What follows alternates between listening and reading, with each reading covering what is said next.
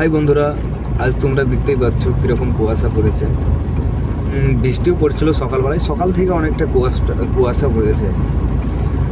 বৃষ্টিও হচ্ছিল, কিন্তু বৃষ্টিটা এখন থেমে গেছে, কিন্তু কুয়াশাটা অনেক। আর আমি গাড়ি নিয়ে বাইরে বেরিয়েছি, তো কুয়াশার জন্য অনেকটা সমস্যা হচ্ছে। আমার বলে না, এখানে যতটা মানে গাড়ি নিয়ে যারা বেরিয়েছে সবারই সমস্যা বিরাট।